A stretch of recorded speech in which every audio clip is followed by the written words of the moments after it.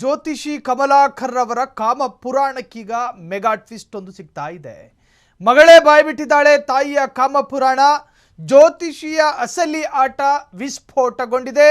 McGann ಆಸ್ಪತ್ರೆಯಿಂದ ಸಂತ್ರಸ್ತ Mahesh Nayak exclusive ಹೇಳಿಕೆ. ಜ್ಯೋತಿಷ್ಯ ಹೇಳ್ಕೊಂಡು ಕಾಲ ಕಳೆಯೋ ಪುಣ್ಯಾತ್ಮ ಅಂದ್ರೆ ದೇಹ ನೋಡ್ಕೊಂಡು ಸಂಖ್ಯಾಶಾಸ್ತ್ರ ಹೇಳ್ತಿದ್ನಂತೆ. ಮಗಳೇ ಬಾಯ್ಬಿಟ್ಟಿದ್ದಾಳೆ. ತಾಯಿಯ ಕಾಮ ಜಗತ್ತಿನ ಸವಿಸ್ತಾರ ಮಾಹಿತಿ. ನನ್ನ ಹೆಂಡತಿಯ ಜ್ಯೋತಿಷಿ ಜೊತೆ ಒಂದೇ ರೂಮಲ್ಲಿ ಮಲಗ್ತಾ ಇದ್ಲು. ಮಗಳ ಕಣ್ಣೀರಿನ ನುಡಿ. ಮಕ್ಕಳನ್ನ ಹೊರಗೆ ಮಲಗಿಸಿ ಜ್ಯೋತಿಷಿ ಜೊತೆ ಸುಚಿತ್ರಾ ಮೋಜು. ಮಗಳೇ ನೀಡಿದ್ಲು ದೂರು. ಪಪ್ಪ ನನ್ನ ಕರ್ಕೊಂಡು ಹೋಗು, ಇಲ್ದಿದ್ರೆ ಸಾಯ್ತೀನಿ.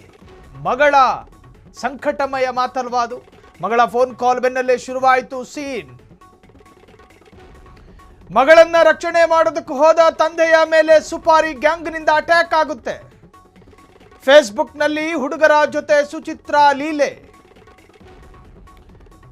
ಅದನ್ನ ಪ್ರಶ್ನೆ ಮಾಡಿದ್ದಕ್ಕೆ ಗಂಡನನ್ನೇ ಮುಗಿಸೋದಕ್ಕೆ ಪ್ಲಾನ್ ಮಾಡ್ಕೊಂಡಿದ್ಲು. ಖತರ್ನಾಕ್. ಶಿವಮೊಗ್ಗದಿಂದ ರೌಡಿಗಳನ್ನ ಕರೆಸಿ ಅಣ್ಣತಮ್ಮಂದಿರ ಮೇಲೆ ಬರ್ಬರ ಚಾಕು ಇರಿತ. ತಮ್ಮನ ಪ್ರಾಣ ಉಳಿಸೋದಕ್ಕೆ ಹೋದ ಅಣ್ಣ ವಸಂತ ನಾಯಕ್ ಕೂಡ ಪ್ರಾಣ ಕಳ್ಕಂಡ. 5 ತಿಂಗಳಿನಿಂದ ಶಿವಮೊಗ್ಗದಲ್ಲಿ ಜ್ಯೋತಿಷಿ ಜೊತೆ ಸಂಸಾರ ಹೂಡಿದ್ದ ಸುಚಿತ್ರಾ. ಪಕ್ಕದ ಮನೆಯ ಕುಮಾರ್ ನಾರಾಯಣ್ ನಾಯಕ್ ಮೇಲೂ ಹಲ್ಲೆ, ಹಂತಕರ ಅಟ್ಟಹಾಸ. ಪ್ರೀತಿ ಮಾಡಿ ಮದುವೆಯಾದವಳೆ ಈಗ ಮೃತ್ಯುವಾದಳು. ಮಹೇಶ್ ನಾಯಕ್ ಕಣ್ಣೀರಿನ ಕಥೆ. ಜ್ಯೋತಿಷಿ ಕಮಲಾಕರ್ ಭಟ್ ಪ್ರಕರಣದ ರೋಚಕ ಮಾಹಿತಿ. ಗಂಡನ ಜೊತೆ ಅನ್ಯೋನ್ಯವಾಗಿ ಸಂಸಾರ ಮಾಡ್ಕೊಂಡಿದ್ದಂಥ ಹೆಂಡತಿ, ನನ್ನ ಹೆಂಡತಿ ನಾನು ಹಾಕಿದ ರೇಖೆಯನ್ನ ದಾಟೋದಿಲ್ಲ ಅಂಥೇಳಿ ಭ್ರಮಾಲೋಕದಲ್ಲಿ ಬದುಕ್ತಾ ಇದ್ದಿದ್ದ ಗಂಡ, ಯಾವಾಗ ಜ್ಯೋತಿಷಿ ಕಮಲಾಕರ್ ಅವರ ಆ ವಿಪರೀತವಾದ ಶಾಖ ಸುಚಿತ್ರಾ ಮೇಲೆ ಬಿತ್ತೋ, ಈ ಸ್ವಾಮೀಜಿ ಮೇಲೆ ವಿಪರೀತವಾದಂತಹ ಆಕರ್ಷಣೆ. ಸ್ವಾಮೀಜಿಯ ನಾನ್ನುಡಿ ಮತ್ತು ಸ್ಕಿನ್ನು ನೋಡಿ ಬಿದ್ರೋ ಗೊತ್ತಿಲ್ಲ. ಸುಚಿತ್ರಾಗೆ ಜ್ಯೋತಿಷಿ ಅಂದರೆ ವಿಪರೀತ ಪ್ರೀತಿ. ಜ್ಯೋತಿಷಿ ಕಮಲಾಕರ್ ಭಟ್ ಪ್ರಕರಣದಲ್ಲಿ ಇದೊಂಥರದ್ದು ರೋಚಕ ಮಾಹಿತಿ. ಮಗಳೇ ಬಿಚ್ಚಿಟ್ಟಂತಹ ತಾಯಿಯ ಕಾಮಪುರಾಣ, ಜ್ಯೋತಿಷಿಯ ಅಸಲಿ ಆಟ ಸ್ಫೋಟಗೊಂಡಿದೆ. ಮೆಗಾನ್ ಆಸ್ಪತ್ರೆಯಿಂದ ಸಂತ್ರಸ್ತ ಮಹೇಶ್ ನಾಯಕ್ ಹೇಳಿಕೆ ಕೊಟ್ಟಿರುವಂತಹದ್ದು. ನನ್ನ ಹೆಂಡತಿ ಆ ಜ್ಯೋತಿಷಿಯ ಜೊತೆ ಒಂದೇ ರೂಮಲ್ಲಿ ಮಲಗ್ತಾ ಇದ್ಲು. ಮಗಳ ನೋಡಿ, ಯಾವುದೇ ಮಕ್ಕಳು ತನ್ನ ತಾಯಿಯ ಶೀಲದ ಬಗ್ಗೆ ಮಾತನಾಡೋದಕ್ಕೆ ಸಾಧ್ಯನೇ ಇಲ್ಲ. ಒಂದು ವೇಳೆ ಹಂಗೆ ಮಾತನಾಡ್ತಾ ಇದ್ದಾರೆ ಅನ್ನುವುದಾದರೆ ತನ್ನ ಕಣ್ಣಲ್ಲಿ ನೋಡಿರಬೇಕು, ಇಲ್ದಿದ್ರೆ ಅವ್ರನ್ನು ಹೇಳೋದಕ್ಕೆ ಸಾಧ್ಯನೇ ಇಲ್ಲ. ತಂದೆ ತಾಯಿಯ ಅನೈತಿಕ ಕಥೆಗಳನ್ನು ಮಕ್ಕಳು ನಾಲಿಗೆಯಿಂದ ಹೇಳೋದಕ್ಕೆ ಇಷ್ಟಪಡೋದಿಲ್ಲ. ಹಂಗೆ ಹೇಳ್ತಿದ್ದಾಳೆ ಅಂದರೆ ಆಕೆ ಕಣ್ಣೆದುರೆ ನಡೆದಿದೆ. ಒಂದು ರೂಮಲ್ಲಿ ಇಬ್ಬರು ಮಲಗ್ತಾ ಇದ್ರು, ನನ್ನನ್ನು ಹೊರಗೆ ಮಲಗಿಸ್ತಾ ಇದ್ರು. ಇಂಥ ಆತಂಕ. ನನ್ನ ಹೆಂಡತಿ ಆ ಜ್ಯೋತಿಷಿಯ ಜೊತೆ ಒಂದೇ ರೂಮಲ್ಲಿದ್ದರು ಅಂತ ಗಂಡ, ತಾಯಿ ಅಲ್ಲೇ ಇದ್ರು ಅಂತ ಮಗಳು. ಮಕ್ಕಳನ್ನು ಹೊರಗೆ ಮಲಗಿಸಿ ಜ್ಯೋತಿಷಿಯ ಜೊತೆ ಸುಚಿತ್ರಾ ಮೋಜು. ಮಗಳೇ ನೀಡಿದ್ದು ದೂರು. ಪಪ್ಪ ನನ್ನ ಕರ್ಕೊಂಡು ಹೋಗು, ನನ್ನನ್ನು ಸಾಯಿಸಿಬಿಡ್ತಾರೆ.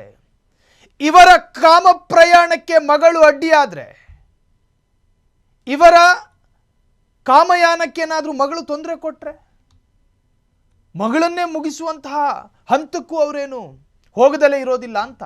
ಮಗಳ ಫೋನ್ ಕಾಲ್ ಬೆನ್ನಲ್ಲೇ ಶುರುವಾಯಿತು ಸೀನು. ತಂದೆ ಗಾಬರಿ ಆಯಿತು. ಮಗಳೇ ಹಿಂಗೆ ಹೇಳ್ತಿದ್ದಾಳೆ ತಾಯಿ ಬಗ್ಗೆ. ಮಗಳನ್ನು ರಕ್ಷಣೆ ಮಾಡೋದಕ್ಕೆ ಹೋದ ತಂದೆಯ ಮೇಲೆ ಸುಪಾರಿ ಗ್ಯಾಂಗ್ನಿಂದ ಅಟ್ಯಾಕು.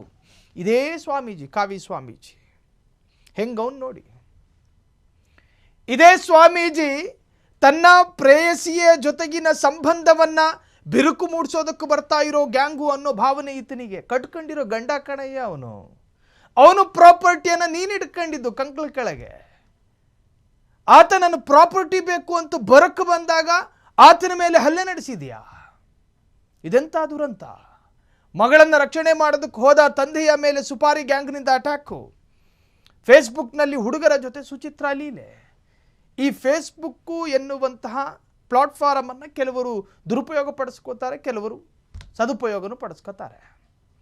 ಈಕೆಗೆ ಕೇವಲ ಸ್ವಾಮೀಜಿ ಮಾತ್ರ ಅಲ್ಲ, ಅನೇಕರ ಸಂಪರ್ಕದಲ್ಲೂ ಕೂಡ ಇದ್ರು. ಅನೇಕ ಹುಡುಗರ ಜೊತೆಯೂ ಕೂಡ ಸಂಪರ್ಕದಲ್ಲಿದ್ದರು ಅನ್ನೋದು ಗಂಡ ಮಾಡ್ತಾ ಇರುವಂಥ ಆರೋಪ. ಅದನ್ನು ಪ್ರಶ್ನೆ ಮಾಡಿದಕ್ಕೆ ಗಂಡನನ್ನೇ ಮುಗಿಸೋದಕ್ಕೆ ಪ್ಲಾನ್ ಮಾಡ್ಕೊಂಡ್ರು. ಶಿವಮೊಗ್ಗದಿಂದ ರೌಡಿಗಳನ್ನು ಕರೆಸಿ ಅಣ್ಣ ತಮ್ಮಂದಿರ ಮೇಲೆ ಬರ್ಬರ ಚಾಕು ಇರಿತ. ತಮ್ಮನ ಪ್ರಾಣ ಉಳಿಸೋದಕ್ಕೂ ಹೋದ ಅಣ್ಣ ಪ್ರಾಣ ಕಳ್ಕೊಂಡ್ರು. 5 ತಿಂಗಳಿನಿಂದ ಶಿವಮೊಗ್ಗದಲ್ಲಿ ಜ್ಯೋತಿಷಿಯ ಜೊತೆ ಸಂಸಾರ ಹೂಡಿದ್ದ ಸುಚಿತ್ರಾ ಪಕ್ಕದ ಮನೆಯ ಕುಮಾರ್ ನಾರಾಯಣ್ ನಾಯಕ್ ಮೇಲೂ ಕೂಡ ಹಲ್ಲೆ ಆಯಿತು. ಹಂತಕರ ಅಟ್ಟಹಾಸಕ್ಕೆ ಒಂದು ಪ್ರಾಣನೂ ಕೂಡ ಬಲಿಯಾಯಿತು. ಕ್ಷಣ ಕ್ಷಣದ ಸುದ್ದಿಗಳಿಗಾಗಿ ಫ್ರೀಡಂ ಟಿವಿ ಸಬ್ಸ್ಕ್ರೈಬ್ ಮಾಡಿ, ಲೈಕ್ ಮಾಡಿ ಹಾಗೂ ಫಾಲೋ ಮಾಡಿ. ಹೊಸ ಸುದ್ದಿಗಳ ನೋಟಿಫಿಕೇಶನ್ಗಾಗಿ ಬೆಲ್ ಐಕಾನ್ ಮೇಲೆ ಕ್ಲಿಕ್ ಮಾಡಿ.